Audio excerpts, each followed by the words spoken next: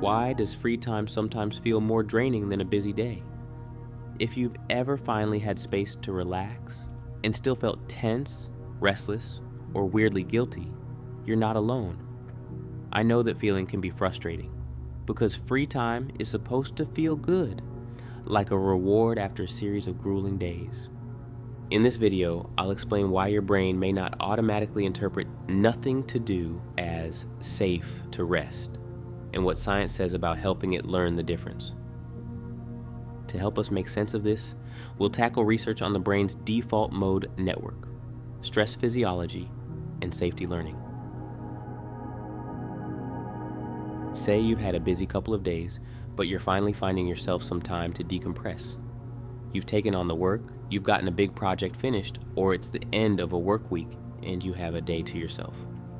Finally, nothing urgent is happening. Nothing big is expected of you.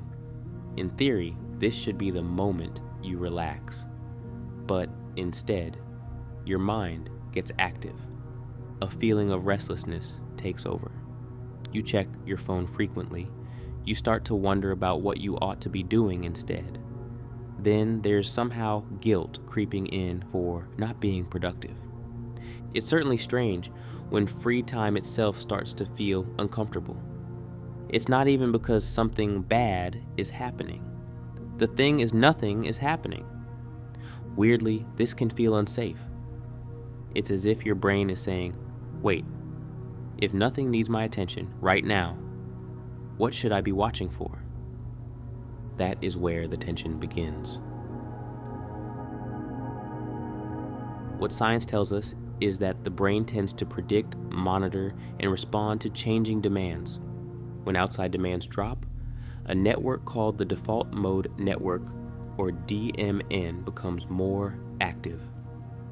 Research shows that this network is involved in internally directed thought, such as reflection, memory, imagining the future, and self-generated thinking. In other words, when the world gets quiet, the mind turns inward. That inward turn is not a problem by itself. In fact, it can be helpful in letting you think, plan, and make sense of things. But if your brain has learned to associate quiet with uncertainty, that same inward turn can feel less like rest and more like scanning for potential threats. Science also tells us that stress changes how the brain responds to stillness. Bruce McEwen's work on allostasis shows that repeated stress creates wear and tear on the body and brain over time. When stress systems stay active too long, the nervous system can become less flexible and more likely to stay on alert. So if your system has spent a long time in handle it mode, free time may not feel like relief right away. Instead, it may feel like a gap that needs to be filled. A useful way to think about this is hypervigilance, a state of sustained alertness for possible threats. Research on chronic hypervigilance shows that it can persist even in the absence of an immediate threat, and that it can be psychologically and physiologically taxing.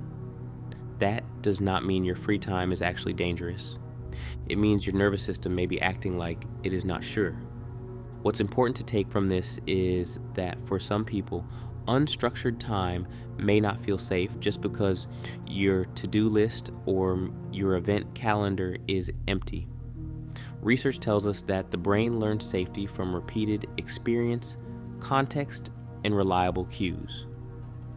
Safety signal research in humans shows that cues which clearly signal safety reduce anticipatory anxiety and reduce threat responding. Unfortunately, this isn't consistent for everyone.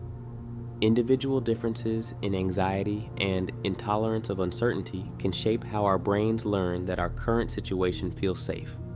So, thinking I have free time is not the same thing as my brain feels safe. Your brain may need more than empty hours. It may need clearer signals. Another thing to consider is repetitive negative thinking. When your mind has unstructured time, it may not immediately settle. Instead, it may drift into worry, rumination, or endless mental review.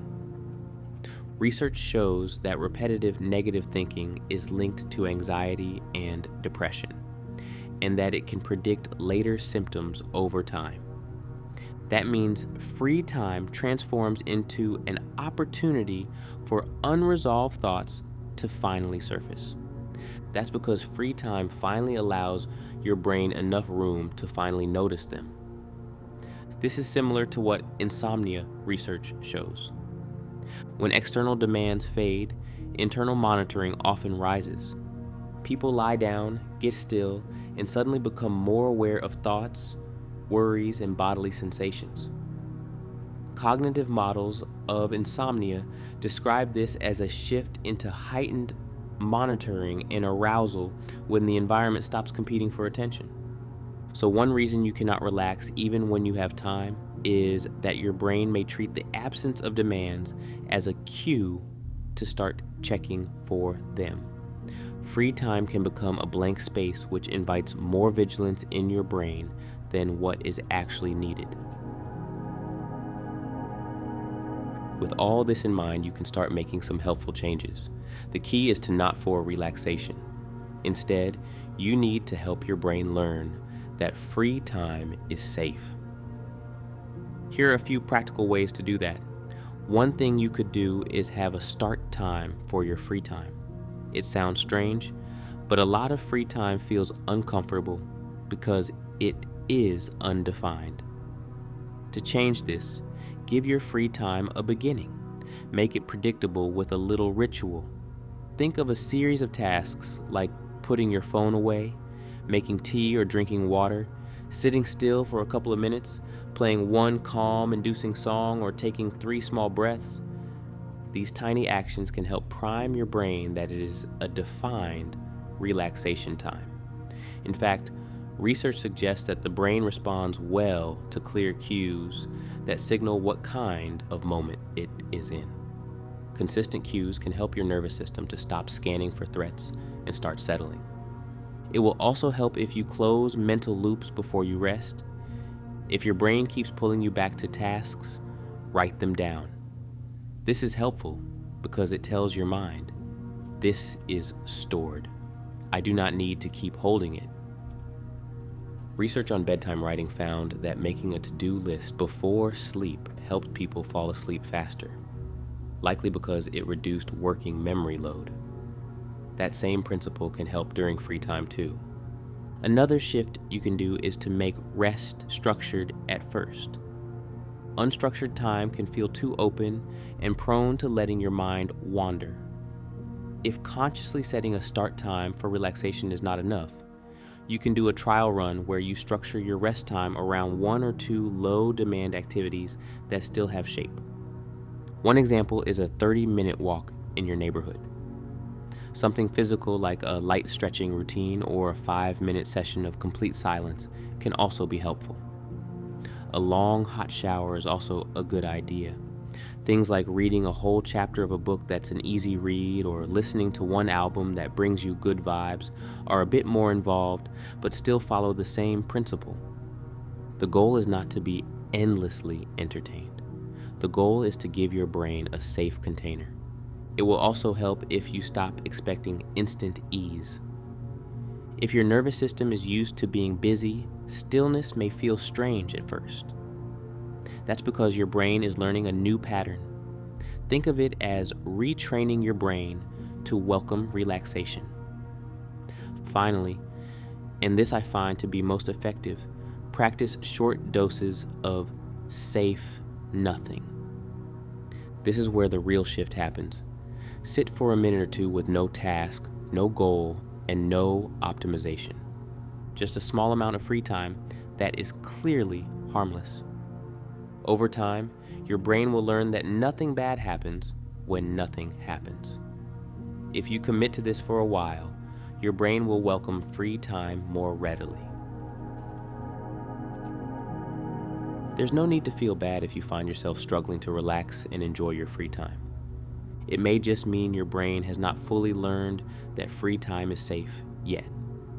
But this is a workable issue. Thanks to our brain's amazing ability to adapt, you can guide your nervous system to learn safety through repetition, predictability, and gentler transitions. Just remember not to force it. Start with small changes and implement the suggestions we offered in this video. Over time, your brain will learn that rest does not have to be earned by exhaustion. If this helped you understand your mind a little better, consider liking the video. It helps more people discover calm science. And if you enjoy calm, science-based explanations like this, subscribe for more. I'd also love to hear from you. What helps you get into relaxation mode? And if you want to keep learning, check out the next video on your screen. Until then, be kind with your mind.